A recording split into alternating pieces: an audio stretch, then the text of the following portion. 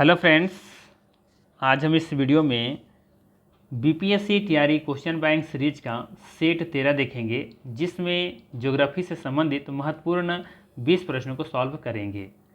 इससे पहले ऑलरेडी हमने 12 सेट करा रखा है।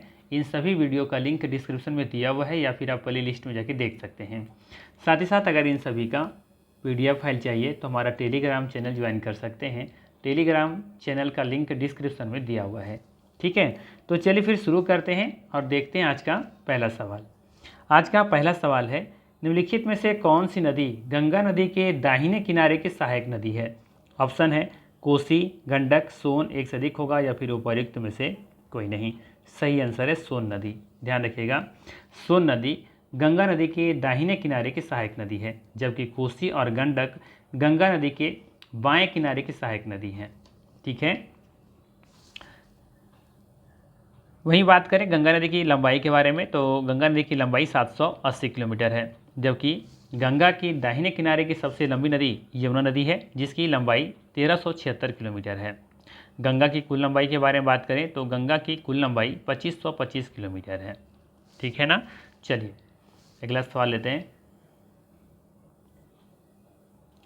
अगला सवाल पूछा गया है, शांत घाटी किस राज्य में स्थित है? ऑप्शन है पश्चिम बंगाल, असम, केरल, एक से अधिक होगा या फिर उपर्युक्त में से कोई नहीं। सही आंसर है यहाँ पे सी ऑप्शन केरल। शांत घाटी केरल राज्य में स्थित है।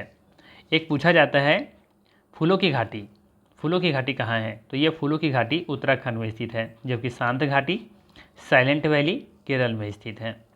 ठीक है, पश्चिम बंगाल के बारे में पूछा जाता है एक सवाल यहाँ से कि दार्जिलिंग कहाँ स्थित है? तो ये पश्चिम बंगाल में स्थित है। दार्जिलिंग क्यों फेमस है? कमेंट कर सकते हैं, कोई अगर जानते होंगे तो जरूर कमेंट कीजिएगा। अगला सवाल है, कारगिल किस नदी के किनारे पर स्थित है? ऑप्शन है सुरु नदी, झेलम नदी, सिंधु नदी, एक से अधिक होगा या फिर उपर्युक्त में से कोई नहीं। सही आंसर है ए ऑप्शन, कारगिल सुरु नदी किनारे स्थित है। सुरु नदी सिंधु की सहायक नदी है। चलिए अगला सवाल लेते हैं। अगला सवाल है, किस नदी के किनारे को पश्चिम बंगाल सरकार टी पार्क के रूप में विकसित करने की योजना बनाई है? ऑप्शन है हुगली, ब्रह्मपुत्र, गंगा, एक से अधिक होगा या फिर उपर्युक्त में से कोई नहीं। बीपीएससी टीआरई 3.0 में सवाल पूछा गया था एग्जाम में। सही आंसर है यहाँ पे हुगली नदी, ये ऑप्शन सही होगा। हुगली नदी के किनारे को पश्चिम बंगाल सरकार टी पार्क के रूप में विकसित करने की योजना बनाई है। ठीक है, चलिए अगला सवाल लेते हैं। सवाल रहेगा, बालटोरो हिमनद अवस्थित है। बालटोरो हिमनद अवस्थित है, कहाँ अवस्थित है? पीर पंजाल में, जास्कर में, काराकोरम में, एक से अधिक होगा या फिर उपर्युक्त में से कोई नहीं। तो याद रखना है सी ऑप्शन सही है। यहाँ पे काराकोरम, बाल्टोरो हिमनद काराकोरम रेंज में अवस्थित है। बाल्टोरो हिमानी पाक अधिकृत कश्मीर के गिलगित बाल्टिस्तान क्षेत्र के बलिस्तान उप क्षेत्र में काराकोरम पर्वतमाला में ये स्थित है। 63 किलोमीटर लंबाई में बाल्टोरो हिमनद ध्रुवीय क्षेत्रों के बाहर सबसे बड़े हिमनदों में से ये एक है। ठीक है, चलिए अगला सवाल लेते हैं। अगला सवाल पूछा गया है, सोन नदी का उत्पत्ति स्थल अमरकंटक कहाँ स्थित है? ऑप्शन है मैकाल श्रेणी, मकालू श्रेणी, राजमहल की पहाड़ियाँ, एक से अधिक होगा या फिर उपर्युक्त में से कोई नहीं। सही आंसर है ऑप्शन नंबर ए, मैकाल श्रेणी। ठीक है, सही आंसर क्या है यहाँ पे? मैकाल श्रेणी। याद रखना है अमरकंटक एक पवित्र स्थल व गंतव्य स्थल है जो मध्य प्रदेश के अनूपपुर जिले में मैकॉल पर्वत श्रृंखला पर स्थित है, जो विंध्याचल और सतपुड़ा पर्वत श्रृंखला को जोड़ता है। अमरकंटक समुद्र तल से 1067 मीटर पर है। यहाँ से नर्मदा व सोन नदी निकलती हैं। राजमहल की पहाड़ियाँ आप देखेंगे कि ये झारखंड में स्थित है। आप लोग कमेंट करके बताइए मकालू श्रेणी कहाँ स्थित है। चलिए अगला सवाल लेते हैं। अगला सवाल है, गंगा नदी के तट पर स्थित शहर है, कौन सा है? प्रयागराज, कलकत्ता, भोपाल, एक से अधिक होगा या फिर उपर्युक्त में से कोई नहीं। सही आंसर है ए ऑप्शन प्रयागराज। गंगा नदी के तट पर प्रयागराज स्थित है, या इसका पुराना नाम हम लोग जानते हैं इलाहाबाद है। और प्रयागराज में ही 3 नदियों का संगम होता है, गंगा, यमुना और सरस्वती, प्रयागराज में। ठीक है, संगम जिसे कहते हैं, संगम कहाँ स्थित है, तो ये प्रयागराज में ही स्थित है। जबकि आप देखेंगे कलकत्ता ये हुगली नदी के तट पर स्थित है। और एक सवाल पूछा जाता है कि निम्नलिखित शहरों में से कौन से शहर किसी भी नदी तट पर स्थित नहीं है, तो इसका आंसर होगा भोपाल। भोपाल ये किसी भी नदी के तट पर स्थित नहीं है। ठीक है, तो इसको जरूर याद रखिएगा, वेरी वेरी इंपॉर्टेंट है एग्जाम की दृष्टि से। अगला सवाल लेते हैं। सवाल रहेगा, कौन सी नदी भारत और नेपाल के बीच सीमा बनाती है? ऑप्शन है गंडक, कोसी, काली, एक से अधिक होगा, या फिर उपयुक्त में से कोई नहीं। सवाल क्या है, कौन सी नदी भारत और नेपाल के बीच सीमा बनाती हैं? ऑप्शन है गंडक, कोसी, काली, एक से अधिक होगा, या फिर उपयुक्त में से कोई नहीं।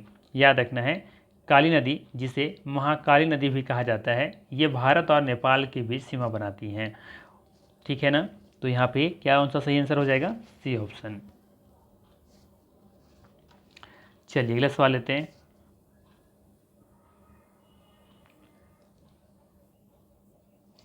अगला सवाल है, चाप झील, ऑक्सबो झील पाई जाती हैं, कहाँ पाई जाती हैं? हिमनदों में, नदी घाटियों में, रेगिस्तानों में, एक से अधिक होगा, या फिर उपयुक्त में से कोई नहीं।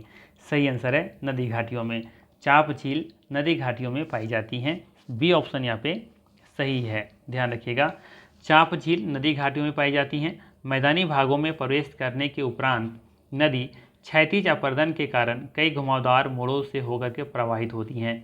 ये मोड़ नदी विसर्प कहे जाते हैं।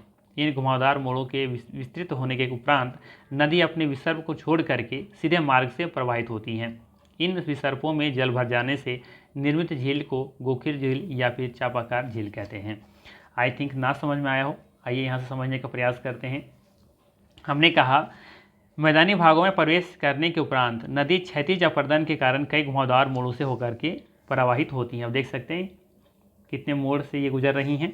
ठीक है, इस वक्त हमने कहा कि ये मोड़ नदी विसर्प, इसे ही नदी को ही क्या कहा जाता है? विसर्प नदी कहा जाता है। देख सकते हैं इसे क्या कहा जाता है? इसे ही जो कई घुमावदार मोड़ों से गुजरती हैं, इसे ही विसर्प कहा जाता है। तो ये चीज़ यहाँ पर दिया हुआ है। इन घुमावदार मोड़ों के विस्तृत होने के कारण, फैलने के कारण, इसके उपरांत नदी अपने विसर्प को छोड़ करके, है ना, ये जब नदी है विसर्प कह जाते हैं, ये तो कहे जाते ही हैं। इन घुमावदार मोड़ों के जब इसकी गति जब तेज़ हो जाती है तो इसके उपरांत क्या होता है कि विसर्प को छोड़ करके सीधे मार्ग में प्रवाहित हो जाती हैं। जैसे यहाँ से नदी आ रही थी, अब यहाँ से क्या होगा कि तेज़ गति वजह से अब देखेंगे कि ये सीधे प्रवाहित होने लगती है, और इसको ये क्या करें, इस लाइन को छोड़ दिया।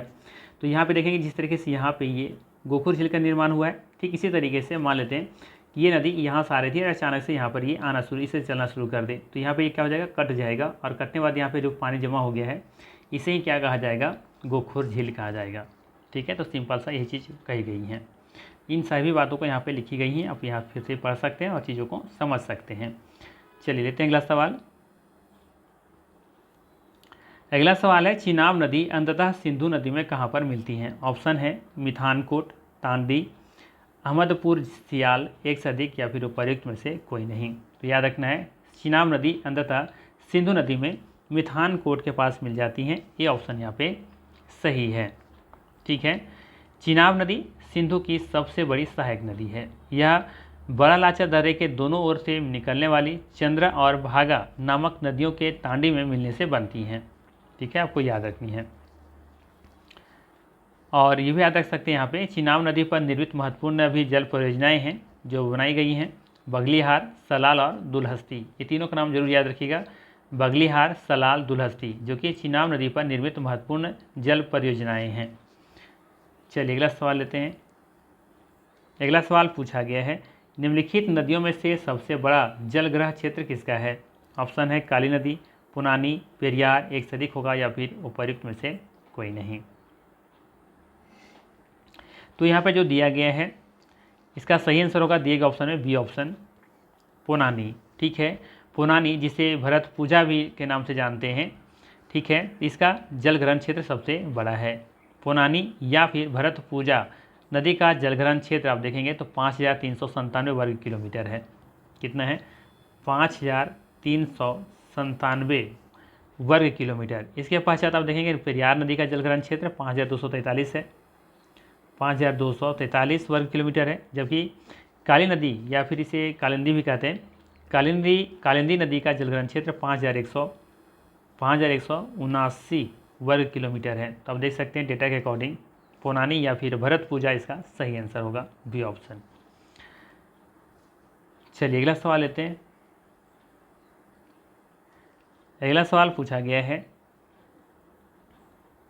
कोसी मैदान की माध्य समुद्र तल से औसत ऊंचाई है, कितनी है? कोसी मैदान की माध्य समुद्र तल से औसत ऊंचाई कितनी है? ऑप्शन है 300 मीटर, 150 मीटर, 30 मीटर, एक से अधिक होगा। या फिर ऑप्शन में दे रखा है डी ऑप्शन में कि उपयुक्त में से कोई नहीं। ये दो एग्जाम में पूछे गए थे, एक तो 69th बीपीएससी एग्जाम में पूछा गया था और बीपीएससी टीआरई 2.0 में पूछा गया था। यहाँ पे एक ऑप्शन आर होना चाहिए था, उपयुक्त में से एक से अधिक। ठीक है, जो यहाँ पे ऑप्शन हमने नहीं लिया है, क्वेश्चन सेम टाइप का था इसलिए हमने उठा लिया है। तो इसका सही आंसर है सी ऑप्शन 30 मीटर। कोसी मैदान की माध्य समुद्र तल से औसत ऊंचाई 30 मीटर है। ठीक है, सी ऑप्शन यहाँ पे सही है, ध्यान रखना है। अगला सवाल है,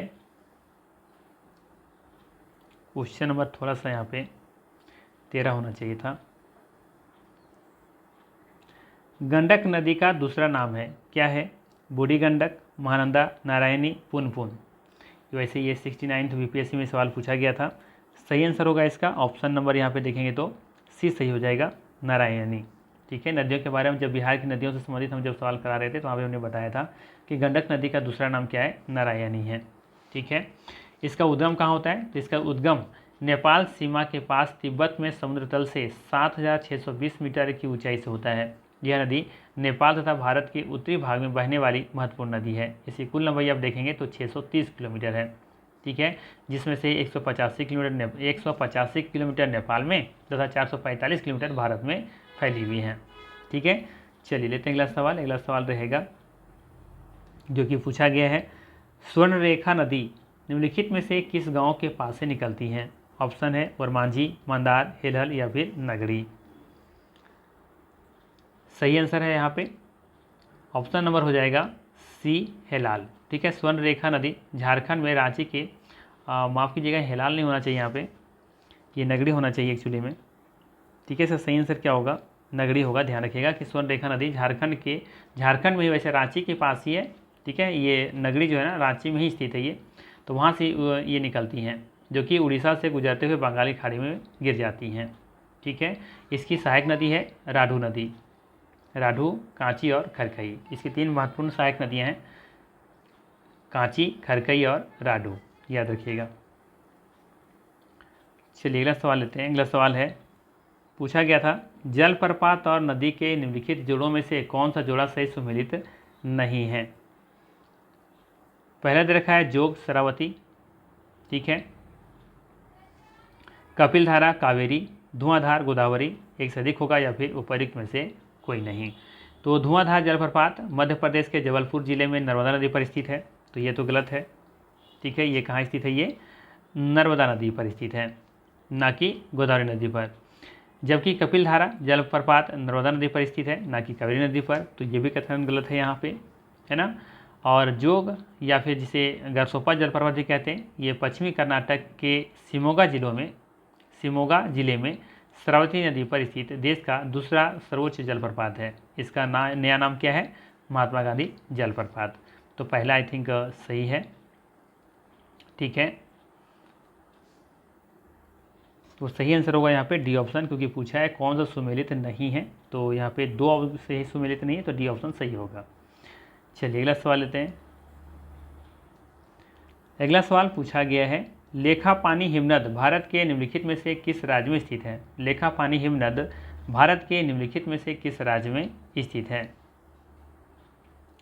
सही आंसर है ए ऑप्शन, अरुणाचल प्रदेश। याद रखिएगा, लेखापानी हिमनद अरुणाचल प्रदेश में स्थित लेखापानी दर्रे के पास स्थित है। यह हिमनद उच्च हिमालय में अरुणाचल प्रदेश और म्यांमार की सीमा पर स्थित है। ठीक है, सही आंसर है यहाँ पे ए ऑप्शन, अरुणाचल प्रदेश। यहाँ पे एक ध्यान देने वाली बात है कि लिखापानी असम राज्य के तिनसुकिया जिले में स्थित एक नगर भी है जो कि अपने चाय बागानों के लिए प्रसिद्ध है। तो ये भी आप याद रखिएगा। लिखापानी असम राज्य के तिनसुकिया जिले में स्थित है जो कि एक नगर है जहाँ पे चाय बागानों के लिए देखेंगे कि वो प्रसिद्ध है। अगला सवाल लेते हैं। सवाल रहेगा, निम्नलिखित में से कौन सी सहायक नदी ब्रह्मपुत्र से उत्तर दिशा से नहीं मिलती है। सवाल है, निम्नलिखित में से कौन सी सहायक नदी ब्रह्मपुत्र से उत्तर दिशा से नहीं मिलती है। ऑप्शन दे रखा है, सुबनसिरी, बेलसिरी, मानस, एक से अधिक होगा या फिर उपर्युक्त में से कोई नहीं। सही आंसर है इसका ई ऑप्शन, उपर्युक्त में से कोई नहीं। याद रखिएगा, ब्रह्मपुत्र नदी हिमालय के उत्तर में तिब्बत के पठार पर स्थित मानसरोवर आप कीजिएगा मानसरोवर झील के पास से निकलती हैं और हिमालय के साथ साथ पूरब की ओर बहती हैं। यह 3 देशों चीन, भारत और बांग्लादेश से होकर के प्रवाहित होती हैं। चीन के तिब्बत पठार पर इसे सांगपो नदी के नाम से जानते हैं, जबकि अरुणाचल प्रदेश में इसे दिहांग के नाम से जानते हैं। असम में ब्रह्मपुत्र नदी के नाम से जानते हैं, जबकि बांग्लादेश में इसे जमुना नदी के नाम से जानी जाती हैं। ये भी याद रखना है, दिबांग, लोहित, धनसिरी, कामेंग, मानस, तीस्ता और सुबनसिरी ये सभी नदी ब्रह्मपुत्र से उत्तर दिशा में मिलने वाली सहायक नदी है। नाम याद रखिएगा, दिबांग, लोहित, धनसिरी, कामेंग, मानस, तीस्ता, सुबनसिरी ये सभी नदी ब्रह्मपुत्र से उत्तर दिशा से मिलने वाली सहायक नदियाँ हैं, अर्थात यहाँ पे ई ऑप्शन सही होगा। अगला सवाल है, बाढ़ को रोकने के लिए सबसे उत्तम विधि कौन सी है। चराई, वन रोपण, वनोन्मूलन, एक से अधिक होगा या फिर उपर्युक्त में से कोई नहीं।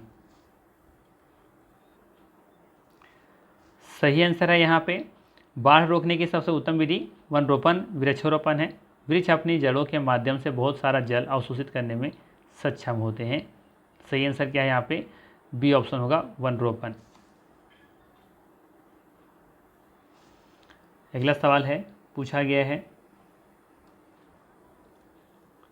प्रति व्यक्ति प्रति वर्ष जल उपलब्धता के आधार पर भारत का विश्व में कौन सा स्थान है। इसे हम NCERT का बुक जो पढ़ा रहे थे तो वहाँ पे हमने बताया था, इस क्वेश्चन को हमने डिस्कस किया था, वहाँ पे सेम क्वेश्चंस पूछे गए हैं। प्रति व्यक्ति प्रति वर्ष जल उपलब्धता के आधार पर भारत का विश्व में कौन सा स्थान है। ऑप्शन है 123, 133वां, 140वां या 100वां या फिर उपर्युक्त में से कोई नहीं। सही आंसर है यहाँ पे बी ऑप्शन, 133वां। विश्व संसाधन संस्थान के अनुसार प्रति व्यक्ति प्रति वर्ष जल उपलब्धता के मामले में भारत 164 देशों में 133वें स्थान पर है। देश में प्रति व्यक्ति प्रति वर्ष जल का उपलब्धता मात्र 1544 क्यूबिक मीटर है, जो कि वैश्विक औसत 3000 क्यूबिक मीटर से भी काफ़ी कम है। ठीक है, चलिए अगला सवाल लेते हैं। अगला सवाल है, पूछा गया था, निम्नलिखित में से कहाँ अक्टूबर और नवंबर के महीने में भारी वर्षा होती है। ऑप्शन है गारो, खासी, जयंतिया की पहाड़ियों पर, कोरोमंडल तट पर, छोटा नागपुर का पठार, एक से अधिक होगा या फिर उपर्युक्त में से कोई नहीं।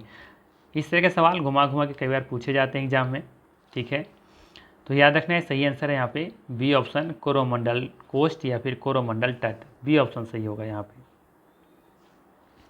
अक्टूबर और नवंबर के महीने में लौटे मानसूनी पवनों के द्वारा बंगाल की खाड़ी से जलवाष्प ग्रहण करने के बाद तमिलनाडु के तटीय क्षेत्र, जिसे कोरोमंडल तट हम कह रहे हैं, में वर्षा होती हैं, जबकि उत्तर भारत में शीत ऋतु में होने वाली वर्षा पश्चिमी विक्षोभ वेस्टर्न डिस्टर्बेंस के कारण होती हैं, जो रबी फसलों के लिए काफ़ी फायदेमंद साबित होती हैं।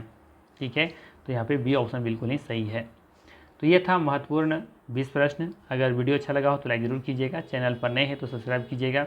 बाकी फिर मिलते हैं इसी तरह के नेक्स्ट वीडियो में। Thanks for watching.